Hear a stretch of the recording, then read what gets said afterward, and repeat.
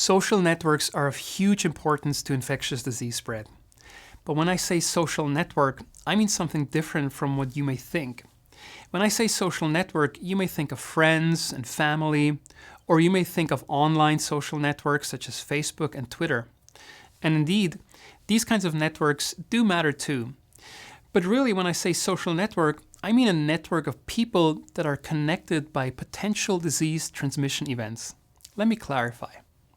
Infectious diseases can cause nasty symptoms and sometimes be a deadly threat.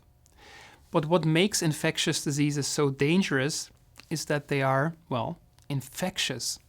The organisms that cause the disease can jump from one person to the next, and thereby setting off a massive cascade of disease transmission. We can conceptualize this by a network, or what's often called a graph. In this kind of network, we think of people simply as nodes in the network, and we put an edge between two nodes only if there is a potential for disease transmission.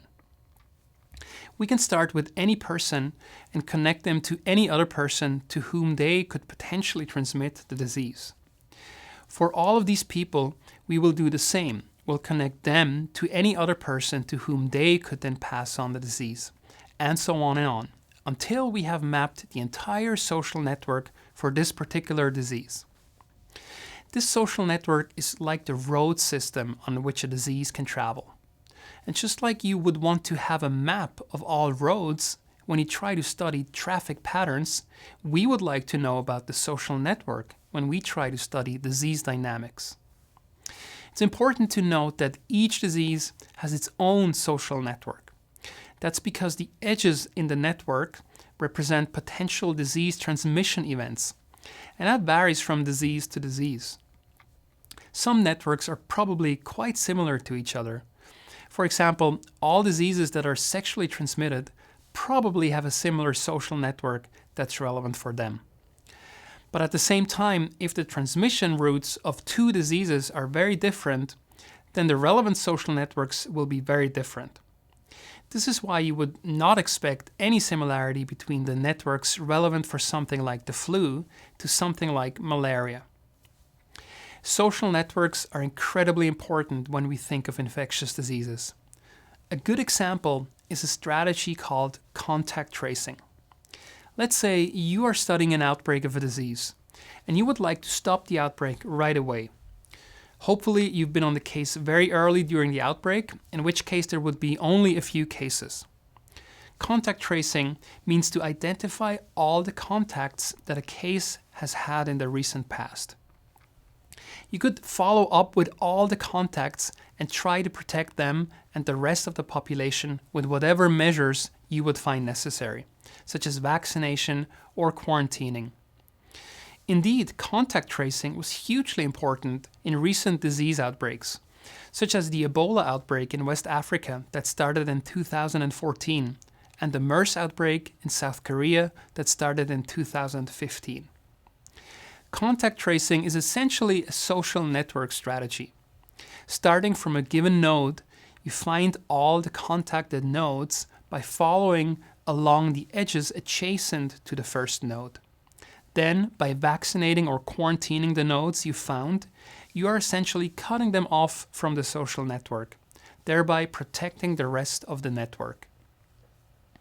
We probably won't have very good data on entire social networks for any disease for a long time, if ever. The main reason is that social networks are very hard to measure.